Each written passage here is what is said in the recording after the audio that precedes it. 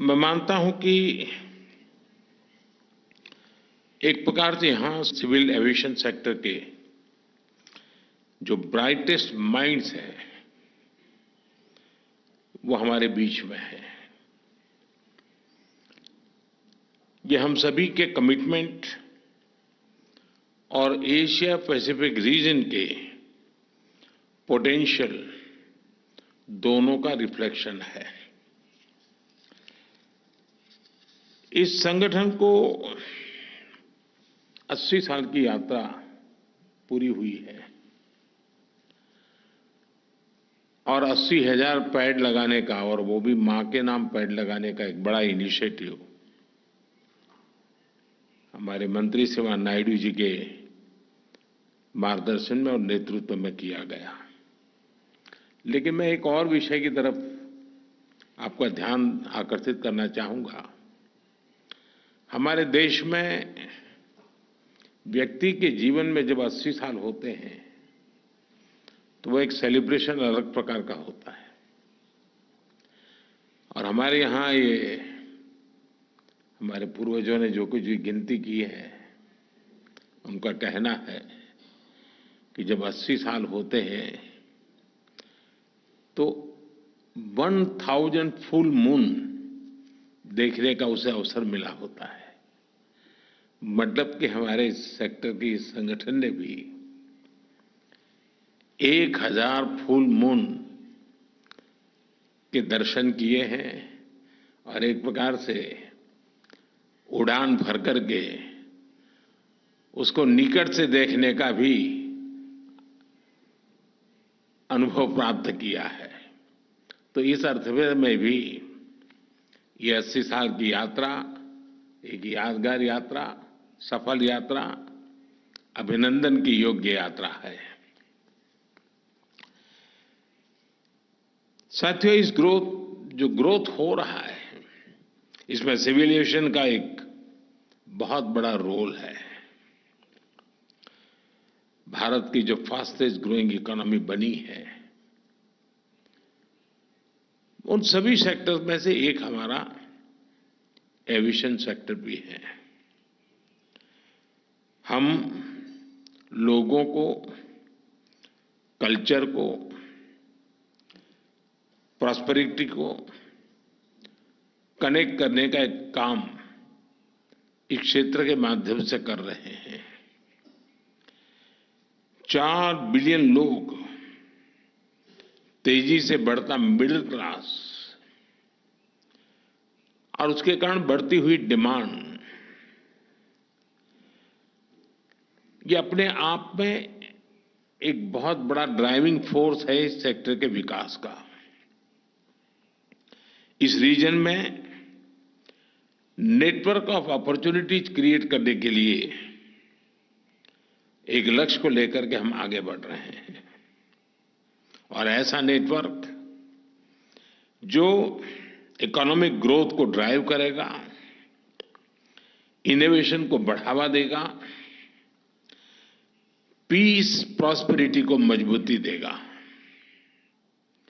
Aviation के future को shape करना हमारा शेयर्ड कमिटमेंट है।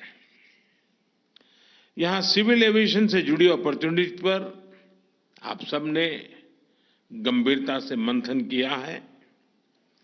आप सभी के प्रयासों से दिल्ली डिक्लेरेशन आज हमारे सामने है। ये डिक्लेरेशन रीजनल कनेक्टिविटी, इनोवेशन और एविएशन में सस्टेनेबल ग्रोथ के हमारे संकल्प को आगे बढ़ाएगा। मुझे भरोसा कि हर पॉइंट पर तेजी से एक्शन होगा। ये डिक्लेरेशन को हम जमीन पर उतार पाएंगे और एक सामूहिक शक्ति से नई ऊंचाइयों को हम पार करेंगे। एशिया पैसिफिक रीजन में हमें एविएशन कनेक्टिविटी को बढ़ाने के लिए हमें नॉलेज, एक्सपर्टाइज, रिसोर्सेज हम सबके बीच में शेयर करने से शायद हमारी ताकत और ज्यादा बढ़ेगी। हमें इंफ्रास्ट्रक्चर में भी और अधिक इन्वेस्टमेंट की जरूरत रहेगी और उसको भी सभी संबंधित देशों में स्वाभाविक प्राथमिकता रहनी होगी। लेकिन सिर्फ इंफ्रास्ट्रक्चर से काम होना नहीं है। स्किल मैन पावर और अपग्रेडेड टेक्नोलॉजी की निरंतर प्रक्रिया ये उसके विकास के लिए अहम होती हैं और वो भी मुझे लगता है कि हमारा एक प्रकार का दूसरा इन्वेस्टमेंट होगा। हमारा लक्ष्य एयर ट्रैवल को सामान्य से नागरिक तक पहुंचाने का है। हमें एयर ट्रैवल को सेफ, एफोर्डेबल और सबके लिए एक्सेसिबल बनाना है और इसके लिए मुझे विश्वास है कि हमारा ये डिक्लेरेशन और हमारे सामूहिक प्रयास और हमारे इतने लंबे समय का अनुभव हमें बहुत काम आने वाला है। फ्रेंड्स, आज आपके बीच में यहां भारत के अनुभव जरूर शेयर करना चाहूंगा। आज भारत दुनिया के टॉप सिविल एविएशन इकोसिस्टम में से एक मजबूत पिलर बना हुआ है। हमारे यहां सिविल एविएशन सेक्टर की ग्रोथ अभूतपूर्व है। सिर्फ एक दशक में भारत ने बहुत बड़ा ट्रांसफॉर्मेशन करके दिखाया है। इन वर्षों में भारत एविएशन एक्सक्लूसिव से एविएशन इंक्लूसिव के वाला देश बन गया है। क्योंकि एक समय था भारत में एयर ट्रैवल कुछ ही लोगों के लिए एक्सक्लूसिव था। कुछ बड़े शहरों में अच्छी एयर कनेक्टिविटी थी। कुछ बड़े लोग लगातार एयर ट्रैवल का फायदा उठाते थे। कमजोर और मध्यम वर्ग कभी कभार, कभी मजबूरी में कभी ट्रैवल करना पड़ा हो तो जाना हुआ होता है, लेकिन सामान्य उसके जीवन में नहीं था। लेकिन आज भारत में स्थितियां पूरी तरह बदल गई हैं। आज हमारे टियर 2 और टियर 3 सिटीज में भी वहां के नागरिक वहां से उड़ान भर रहे हैं। इसके लिए हमने अनेक इनिशिएटिव लिए हैं, नीतिगत परिवर्तन किए हैं, व्यवस्थाएं विकसित की हैं। मुझे विश्वास है आप भारत की उड़ान स्कीम को जरूर स्टडी करेंगे। रीजनल कनेक्टिविटी की शानदार स्कीम ने भारत में एविएशन को इंक्लूसिव बना दिया है। इस स्कीम ने एयर ट्रैवल को भारत के छोटे शहरों और लोअर मिडिल क्लास तक पहुंचा दिया है। इस स्कीम के तहत अभी तक 14 मिलियन पैसेंजर्स ट्रैवल कर चुके हैं। इनमें से लाखों लोग ऐसे हैं जिन्होंने पहली बार अंदर से हवाई जहाज को देखा है। उड़ान योजना से जो डिमांड क्रिएट हुई है उससे अनेक छोटे शहरों में नए एयरपोर्ट बने हैं, सैकड़ों नए रूट्स बने हैं। आप जानकर हैरान होंगे, और जैसा नायडू जी ने बताया, 10 साल में भारत में एयरपोर्ट्स की संख्या डबल हो गई है और भी काम पर हम बहुत तेजी से आगे बढ़ रहे हैं। एक तरफ हम छोटे शहरों में एयरपोर्ट्स बना रहे हैं, दूसरी तरफ बड़े शहरों के एयरपोर्ट्स को और आधुनिक बनाने की दिशा में हम तेजी से काम कर रहे हैं। भविष्य का भारत एयर कनेक्टिविटी के मामले में दुनिया के सबसे कनेक्टेड रीजन में से एक होने वाला है। इसका एहसास हमारी एयरलाइंस को भी है। यही कारण है कि भारत के एयरलाइंस ने 1200 से ज्यादा नए एयरक्राफ्ट के ऑर्डर दिए हैं। सिविल एविएशन की ग्रोथ प्लेन्स और एयरपोर्ट तक सीमित नहीं है। भारत में एविएशन सेक्टर जॉब क्रिएशन को भी गति दे रहा है। Skilled pilots, crew members, engineers, ऐसी अनेक जॉब्स क्रिएट हो रही हैं। Maintenance, repair and overhaul MRO services को बल, उस दिशा में भी हम एक के बाद एक निर्णय करके आगे बढ़ रहे हैं। इससे हाई स्किल जॉब्स का निर्माण हो रहा है। इस दशक के अंत तक लीडिंग एविएशन हब बनने का लक्ष्य लेकर के भारत आगे बढ़ रहा है, जहां $4 बिलियन की सिर्फ एमआरओ इंडस्ट्री होगी। इसके लिए हमने एमआरओ पॉलिसीज भी बनाई हैं। टियर 2, टियर 3 शहरों में एयर कनेक्टिविटी से भारत के सैकड़ों नए शहर ग्रोथ के नए सेंटर बनेंगे। आप सभी वर्टिपोर्ट जैसे इनोवेशन से भी परिचित हैं। ये एयर ट्रांसपोर्ट का एक ऐसा मॉडल है जो शहरों में ईज ऑफ ट्रैवल को बढ़ाने लगा है। हम भारत को एडवांस एयर मोबिलिटी के लिए भी तैयार कर रहे हैं। वो दिन दूर नहीं जब एयर टैक्सी में सफर एक सच्चाई बन जाएगी और सामान्य बन जाने की संभावना भी है। विमेन लेड डेवलपमेंट, ये हमारा कमिटमेंट है। और आपने देखा होगा G20 समिट में एक महत्वपूर्ण जो निर्णय किए उसमें एक विमेन लेड डेवलपमेंट को लेकर के किया है। हमारा aviation sector women lead development के हमारे इस मिशन को बहुत मदद कर रहा है। भारत में पायलट्स के करीब करीब 15% पायलट विमेन है और ये ग्लोबल एवरेज सिर्फ 5% है, जबकि भारत 15% है। भारत ने इस सेक्टर को और विमेन फ्रेंडली बनाने के लिए जरूरी एडवाइजरीज भी लागू की हैं। इसमें महिलाओं के लिए रिटर्न टू वर्क पॉलिसीज भी हैं। महिलाओं के लिए विशेष लीडरशिप और मेंटरशिप प्रोग्राम्स को भी हमने बल दिया है।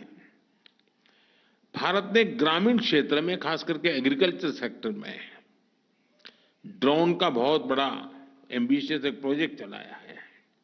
हमने गांव-गांव ड्रोन दीदी अभियान से ट्रेन ड्रोन पायलट्स का एक पूल तैयार किया है।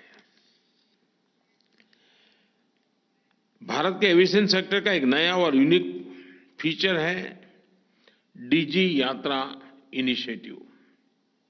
ये स्मूथ और सीमलेस एयर ट्रैवल का डिजिटल सॉल्यूशन है।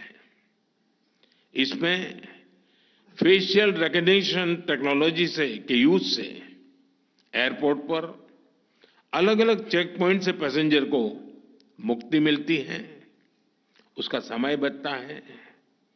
डीजी यात्रा एफिशिएंट और कन्वीनियंट तो है ही, इसमें फ्यूचर ऑफ ट्रैवल की भी झलक है। हमारे रीजन में समृद्ध इतिहास, परंपरा और विविधताएं, क्योंकि हजारों साल पुरानी सांस्कृतिक विरासत के हम धनी हैं। महान परंपराओं के हम धनी हैं। हमारे कल्चर और ट्रेडिशंस हजारों साल पुराने हैं। दुनिया ऐसी वजहों से हम सभी देशों के प्रति आकर्षित होती है। हमें एक दूसरे के टूरिज्म को बढ़ाने में भी मदद करनी चाहिए। कितने ही देशों में भगवान बुद्ध की पूजा होती है। भारत ने एक बुद्धिस्ट सर्किट डेवलप किया है। कुशीनगर में एक इंटरनेशनल एयरपोर्ट भी बनाया है। अगर हम पूरे एशिया में भगवान बुद्ध से जुड़े तीर्थों का उसे एक साथ जोड़ने का अगर अभियान लेते हैं तो एविएशन सेक्टर को भी और उससे जुड़े हुए कई देशों को भी और सामान्य रूप से यात्रियों के लिए एक विन विन सिचुएशन वाला हम मॉडल क्रिएट कर सकते हैं और हमने उस दिशा में भी प्रयास करना चाहिए। और इस प्रकार के यात्रियों को एक देश से दूसरे देश में ले जाने के लिए एक ही प्रकार के कॉम्प्रिहेंसिव मॉडल को हम अगर डेवलप करते हैं तो ऐसे संबंधित सभी देशों को विशेष लाभ मिलने की गारंटी है। अगर हम एक इंटरनेशनल बुद्धिस्ट सर्किट बनाएं तो इससे संबंधित सभी देशों के यात्रियों और सभी देशों की इकोनॉमी को बहुत बड़ा फायदा होगा। एशिया पैसिफिक के देश एक और क्षेत्र में सहयोग बढ़ा सकते हैं। एशिया पैसिफिक रीजन अब बिजनेस हब भी बनता जा रहा है। दुनिया के एग्जीक्यूटिव्स या एम्प्लॉइज इस रीजन में बहुत बड़ी मात्रा में आते हैं। स्वाभाविक है कि कुछ लोगों ने इस क्षेत्र में अपने ऑफिसेज एस्टैब्लिश किए हैं तो उनकी फ्रीक्वेंट फ्लायर के रूप में भी गतिविधि बढ़ रही है। कौन से ऐसे कॉमन रूट्स हैं जिन पर ये प्रोफेशनल्स का आना जाना होता है और फ्रीक्वेंट होता है? क्या हम एक कॉम्प्रिहेंसिव सोच के साथ हमारे रूट्स को इस एक व्यवस्था को कैटर करने के लिए रीरूट कर सकते हैं क्या और उसको एक हम सुविधाजनक बना सकते हैं क्या? मैं चाहूंगा कि आप सभी उस दिशा में भी, क्योंकि ये क्षेत्र का विकास सुनिश्चित है और उसके अंदर प्रोफेशनल्स के लिए सुविधाएं जितनी बढ़ेगी उतनी काम की भी गति बढ़ने वाली है। हम इंटरनेशनल सिविल एविएशन ऑर्गेनाइजेशन और शिकागो कन्वेंशन की 80th एनिवर्सरी सेलिब्रेट कर रहे हैं। तब हमें रेजिलिएंट और इंक्लूसिव एविएशन सेक्टर के लिए अपने कमिटमेंट को रिन्यू करना है। मुझे साइबर सिक्योरिटी से जुड़ी, डेटा सिक्योरिटी से जुड़ी आपकी चिंताओं का भी एहसास है। अगर टेक्नोलॉजी के साथ चैलेंजेस है तो सॉल्यूशन भी टेक्नोलॉजी से ही होते हैं। हमें इंटरनेशनल कोलैबोरेशन को और अधिक मजबूत करना होगा। हमें खुले मन से टेक्नोलॉजी को शेयर करना होगा, इंफॉर्मेशन को शेयर करना होगा, तब जाकर हम इन व्यवस्थाओं को सुरक्षित रख पाते हैं। ये दिल्ली कॉन्फ्रेंस यूनिटी और शेयर्ड पर्पज के साथ आगे बढ़ने के हमारे संकल्प को मजबूती देगी। हम एक ऐसे फ्यूचर के लिए काम करें जहां आकाश सबके लिए खुला हो, जहां दुनिया के हर व्यक्ति का उड़ने का सपना पूरा हो। मैं फिर से सभी अतिथियों का स्वागत भी करता हूं और इस महत्वपूर्ण समिट के लिए आप सबका हृदय से आभार भी व्यक्त करता हूं। आप सबको मेरी बहुत बहुत शुभकामनाएं हैं। धन्यवाद।